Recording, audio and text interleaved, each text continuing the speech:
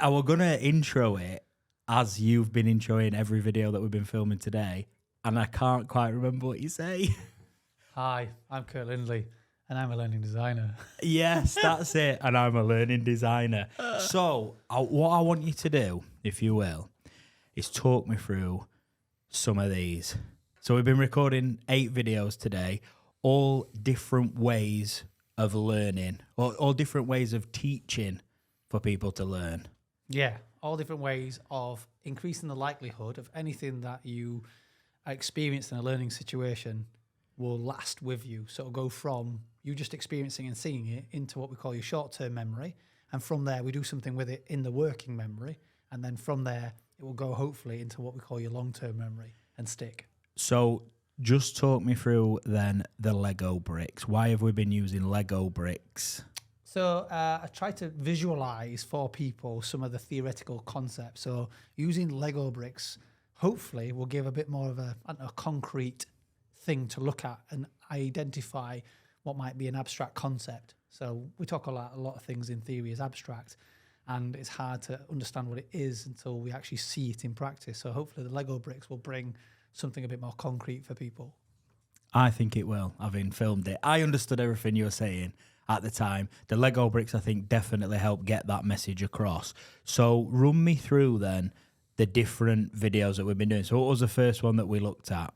So we're looking at attention. So humans aren't able to pay attention to stuff for an elongated period of time. There's a level of boredom or a level of cognitive overload that creeps in. So we disengage from it.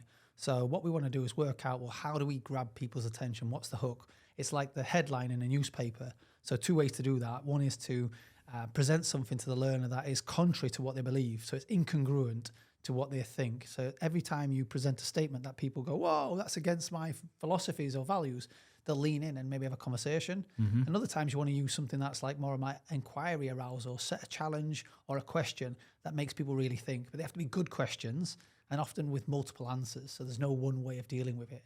And that's just one way of, well, that's 2 ways of getting people to pay attention. Yeah. But we have to remember that they can only do that for a period of time. So we have to give them a rest and then do it again in some way. So would it be fair to say that we then move into, once you've got their attention, how do you keep it?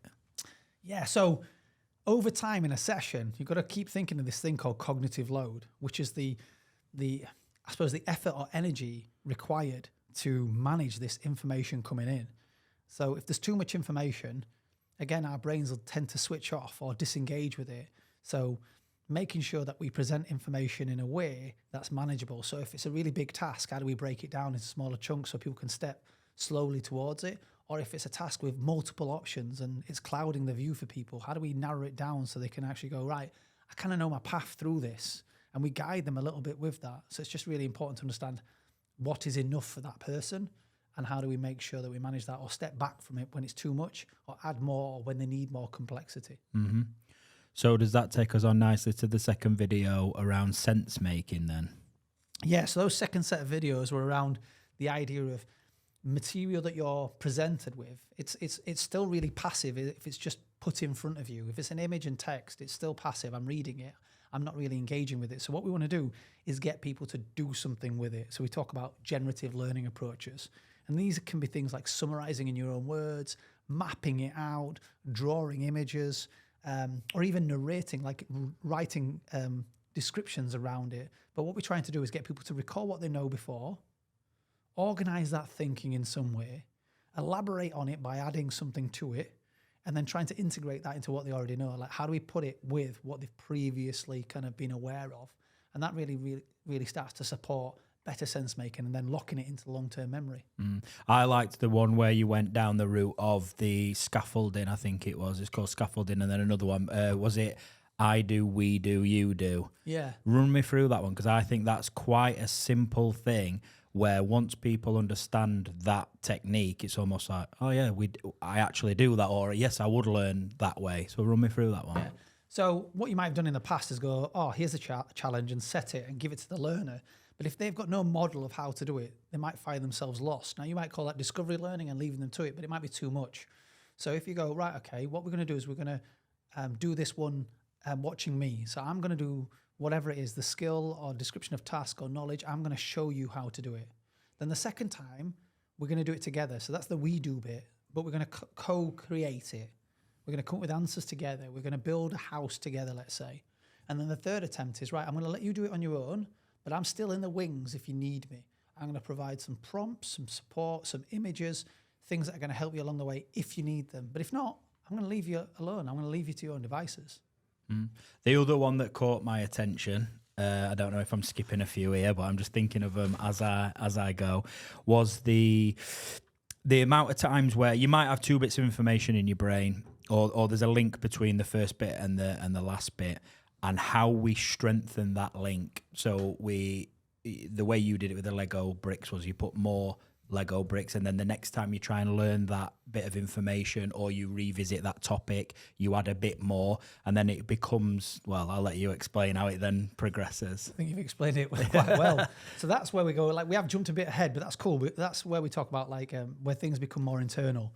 So they're fixed within our brain. If the first time we learn something new or try something out, you could imagine it like two pieces of information about that memory sit far apart, and it could be a dotted line, which is the memory trace. Now, the more times we do that task, riding a bike or, I don't know, learning to axe throw, those dotted lines become less dotted and more thick. And then after a while, if we're over and over practicing that, what we'll find is there's a nice kind of like straight line metaphorically between the pieces of memory, which those pieces of memory might be, you know, what's it like to throw from this distance, that axe? You know, what's the sound of the axe when it hits the backboard? What weight do I put into it? You know, which is my best throwing position? All of that is little dots of memories. But what we got is now stronger lines between those little dots that have been,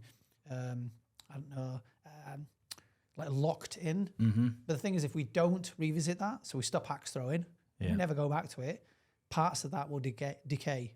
Those dots will get smaller and smaller, and the lines between them will disappear to some degree. Now, we might remember some parts of it, like, you know, they say you never forget riding a bike. Yeah, but when you haven't ridden for ages and you get on, there's a bit of a wobble, and you're going to work it out again. You're trying to reignite those memories. So, yeah, that was what we were trying to explain with the bricks and the dotted lines at that point. Yeah, no, that was a good one, that. So we skipped a bit there then, which was the retention. So we went through attention, getting attention, sense making. Then we moved on to retention. So talk me through some of the videos that we've recorded around that.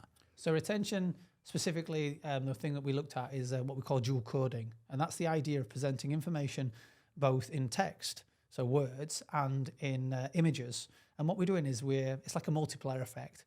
We're giving the working memory like double the chance of recalling something because it's seen the image and it's seen complementary words against it. So it has to be complementary. It can't just be a random image. Mm-hmm. They have to work together. So that in the future, hopefully, if we kind of like are presented with either text or either the image, we can recall the other one. So it can help. But again, part of that process is trying to really pull from what we might call like the verbal memory or the verbal system or channel, as well as pulling from the non-verbal, which is like a visual channel or visual system. And we're bringing that back into the working memory and going, right, what does this mean? What does it look like? How do I remember it? Where do I remember it? And how can I use it? So yeah, just basically images and text next to each other can be really helpful in improving people's memory. And all of this has to be done together. Is that right? So from a teaching perspective, so from the perspective of I've got some knowledge and I need to pass it on to you. So that's the flow that I would go in. I'd have to think, if I'm thinking about how I'm going to deliver this information to you, I have to think about how am I going to get your attention first. Then I've got to think about how I'm going to give you the tools to make sense of that information. I'm reading some notes here. And then also, again, aid you in how you might retain that information. And that all ends up in making the dotted line a bit more thicker so that you've got it for the foreseeable. That's it. Seems pretty easy, that. Yeah, it is. And if we can keep that loop going, the likelihood is, and it is a likelihood, we can't say cause and effect. If we do that, that will happen. All we can say is if we do this in this way, we're increasing the likelihood of learning occurring and that learning remaining within somebody, becoming a set of, let's say, new behaviors over time. But it does require them to revisit it, and it does require them to practice or learn these things in what we call more authentic environments, things that are more like the real world, because you often get taught things in like a classroom or a closed space. And actually the reality is we use it under the threat of kind of weather conditions or things going wrong, and it's how we manage and respond in that moment. So there's a really important piece about what we call deliberate practice. So practicing that thing in a deliberate way with a set of standards and outcomes that we're trying to achieve. Otherwise, again, it's just a simulated environment that we're doing it in, which can end up just being information that never gets used properly. Mm-hmm. So my main takeaway from this is don't ever stop learning and developing, even if you're teaching. Absolutely.